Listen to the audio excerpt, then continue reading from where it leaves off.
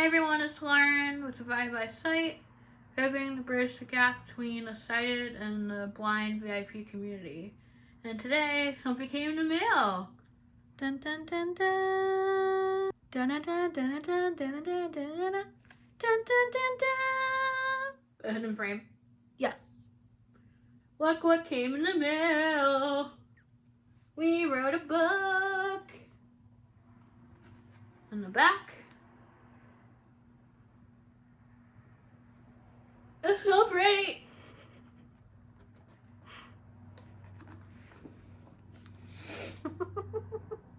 I'm not crying on the outside, crying on the inside. As usual, my reaction is nothing has changed. I'm just hugging it to my chest. I mean, that's normal, right? To hug a book to your chest like a nerd. Sure.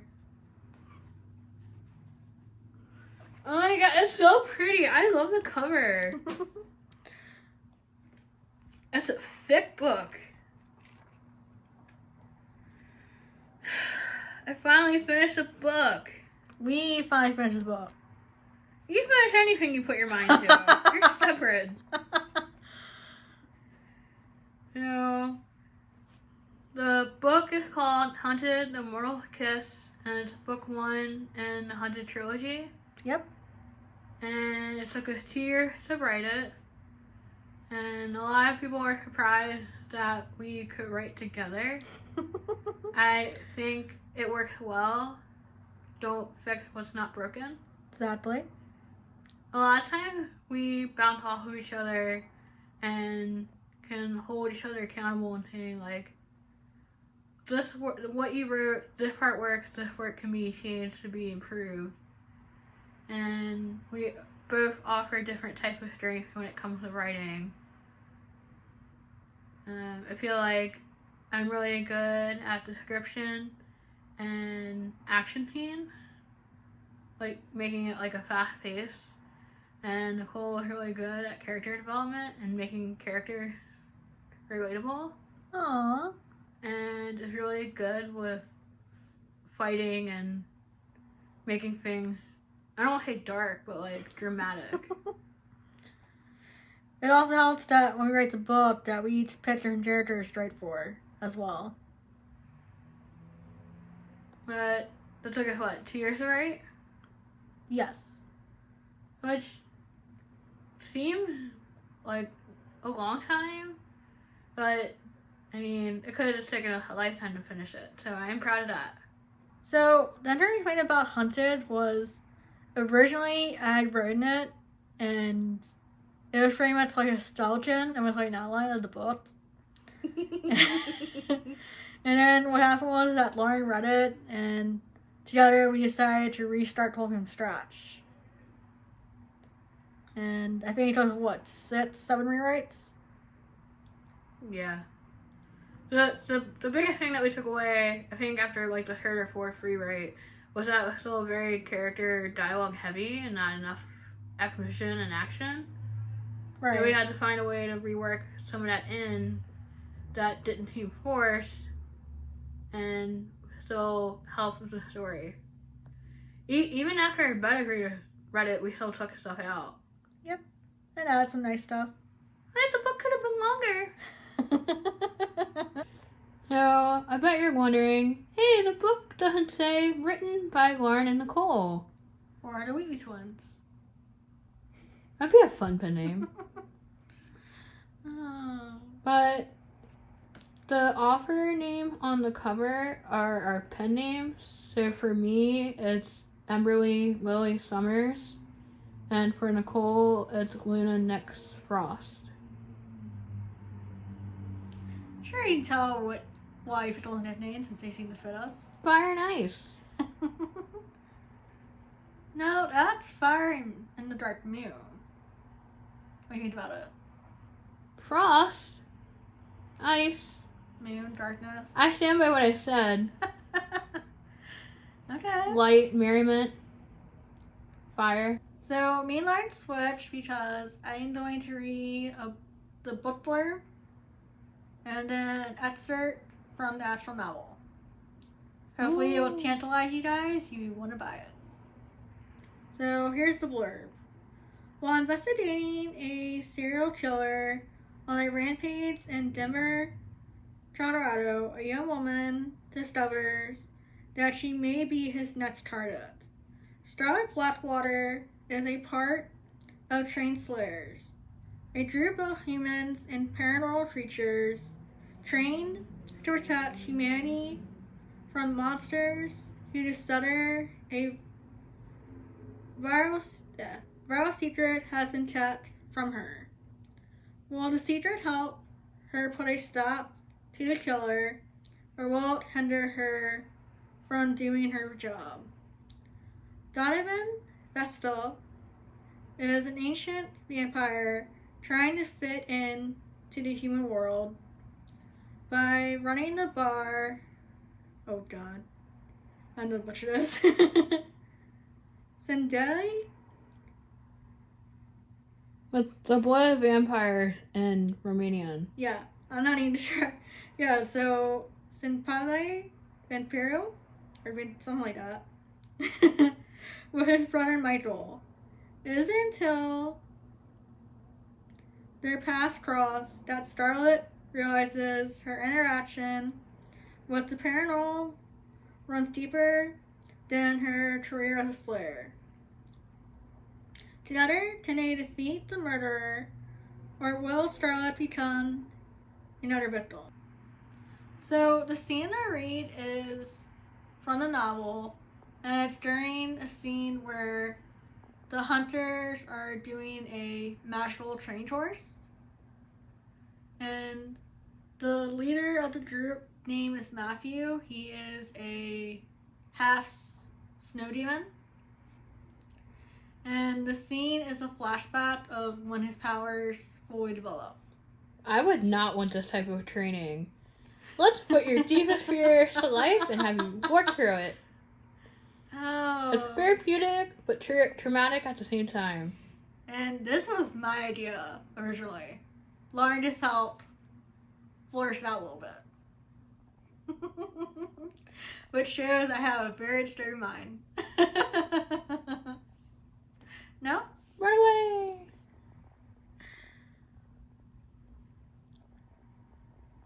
January 17th, 1980. Mount Evans, Denver, Colorado.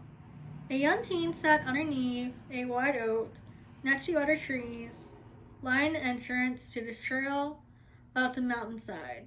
Snow-white hair hung over his shoulders as light red eyes stared up at the clear blue sky lost in fog. A pair of black slats, black sandals, and a short, light blue sleeveless tunic adorned his form.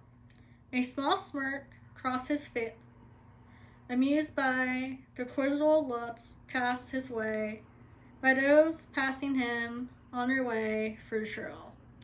Travelers walking up the trail to the scenic bay, dressed in heavy layers and shades of dark blues and violet, with leather boots, wool capes, and wool caps.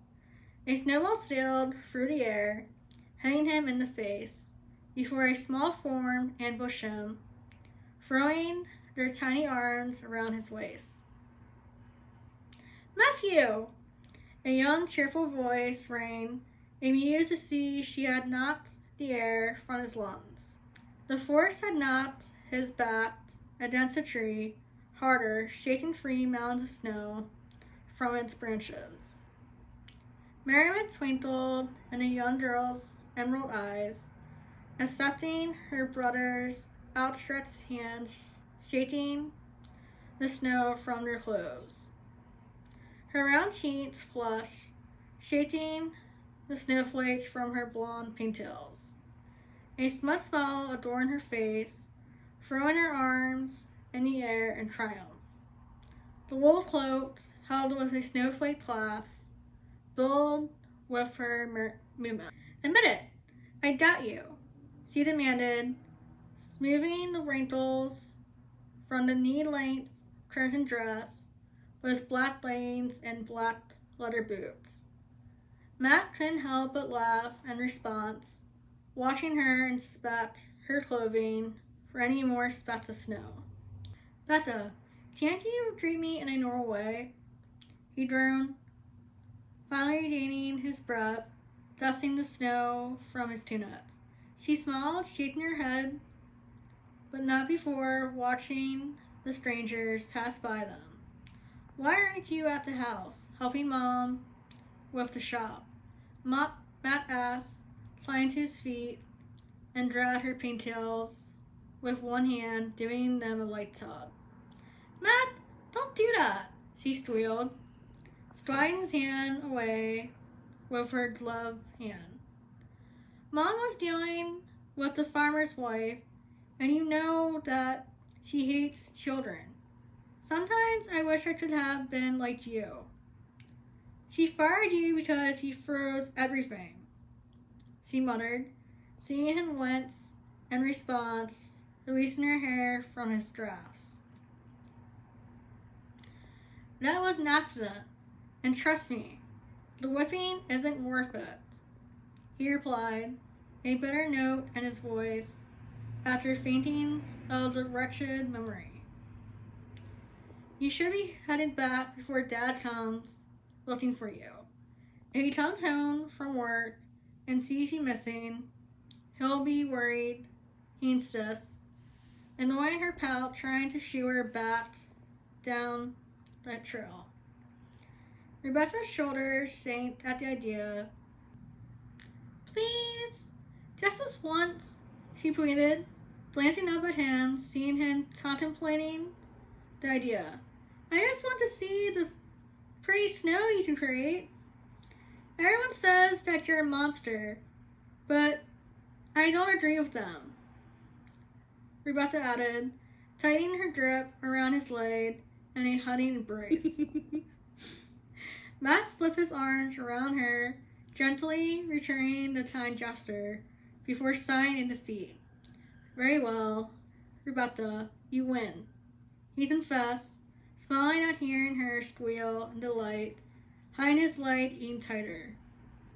He knelt in front of her, meeting her gaze. We can't do it here, in the open. Let's head to the playhouse, and I'll make a snow fort, Matt suggests, watching Rebecca clap her hands together and jump up and down in joy, before running down the trail. Laughing, Matt raced after her, arriving at the cave north of the barn and farmhouse at the foot of the trail. He ventured inside, finding his sister in the main tavern waiting for him. He carried a large ball of snow in both hands, hitting Rebecca in the back. Rebecca shrieked in surprise before laughing as she ran for cover. Matt smirked, allowing the wind to pick up around him as snow soon covered the tavern floor in a soft white powder blanket. A snowball hit his face as he ducked, hearing it hit the wall behind him. Matt dropped to his knees before crawling towards his sister for a sneak attack. He ended up having a mound of snow dumped on him, followed by a fit of diddles, before Rebecca hid once more. A half hour after, Matt stood, leaning against a wall, panting for breath. His clothes stained with sweat as he kept his eyes closed, trying to cool down, remembering why he no longer played with his sister and the caves. Matt, Becca called, her voice echoing in the distance as he groaned, before heading deeper into the caves, hoping to find a cooler place to rest. After walking a quarter mile through the caves, he paused again, leaning against the wall.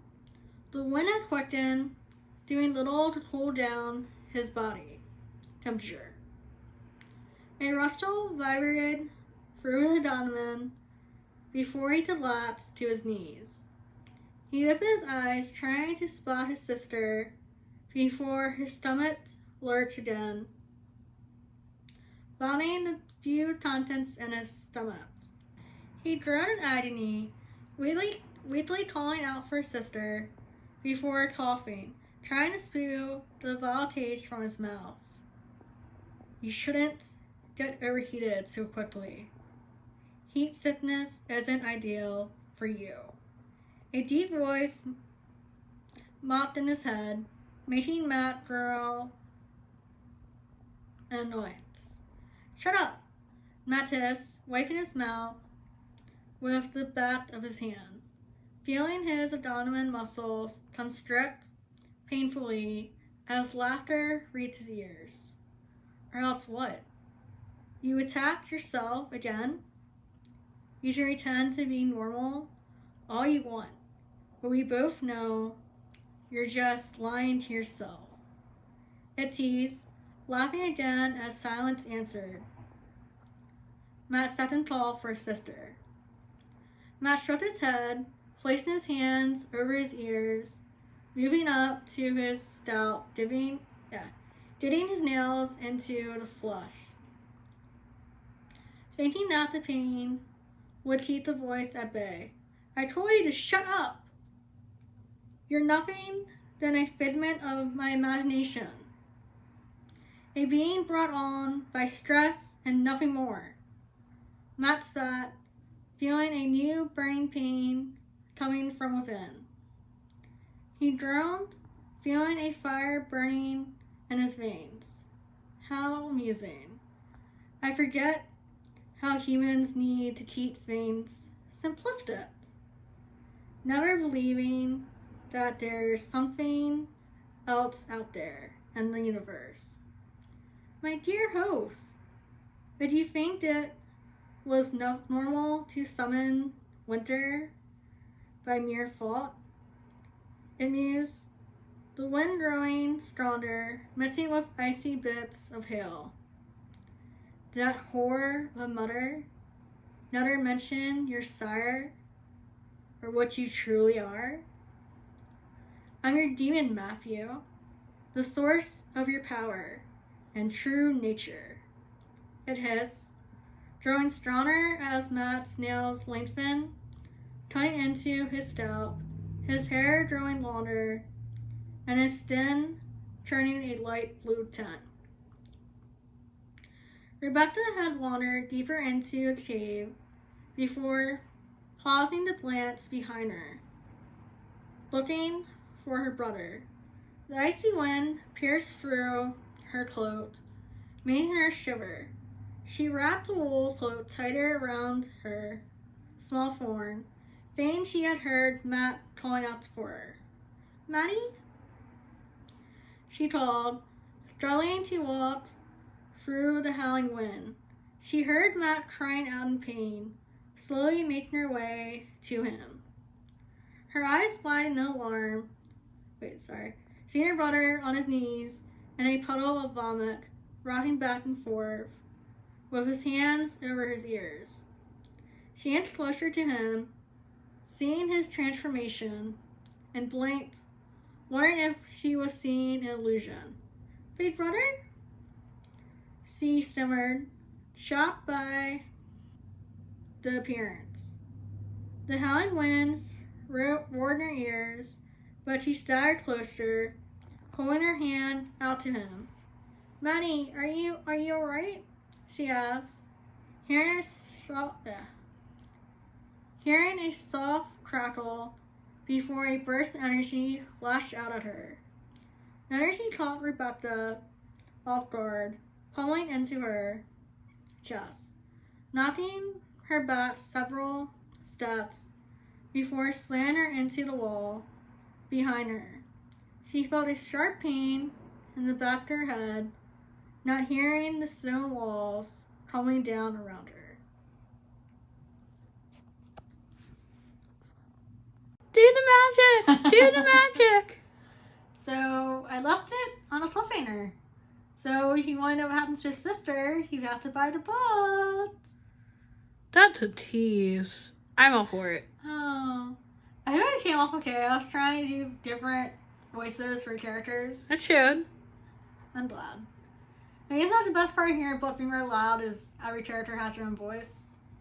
Yeah, give it a personality. So, I hope you guys are excited as much as we are. Whee! Really? I can't tell. I'm proud of the accomplishment that we made. So, if you guys would like to buy the book, it's available on Amazon. The link will be in the description. And if you want a ebook for Kindle, it's up for pre-order on Amazon as well, and it will be released on Halloween. So originally that was when we were to originally release the book, then KDP is a little bit harder than we thought. Hey, the book's out there. I can't complain. Agreed. And on Halloween, the ebook will be released, so there you go. And then we'll do another video in costume. Ooh. So it's very important to support other indie authors. So I'm going to list 2 novels and a short story for you guys to check out, and the link will be in the description as well. So the first one is The Final Harvest. Yep. By Barbara Howard, which I believe is a mystery. That is still on my TBR for me to read. The next one The Healer's Love. is The Healer's Love, thank you, by Kiera L. Rose, and it's a romance set on a fantasy island, which I'm still in the progress of reading. 1 year later.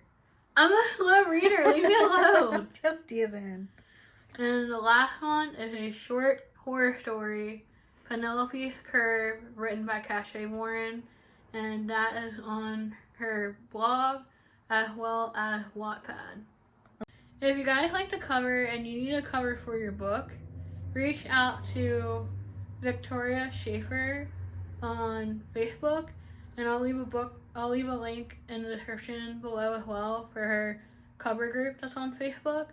And she does covers and logos and banners, and she just opened a merch shop. Jack of all trades. And Shay. And if you just want logos, you should reach out to Cache Warren, who does logos for $50 a piece, and you get 2 copies. Well, I was trying to think with 2 or 3 It's the original plus 2 copies. of the logo, and you can make adjustments to it. She is more than willing to work with you to make sure that the logo is what you want, and she actually did both the pen name logo for Nicole and I. So, other than that, we'll see you in the next video, and don't forget to like and subscribe to the channel. See you guys next time. Bye! Bye.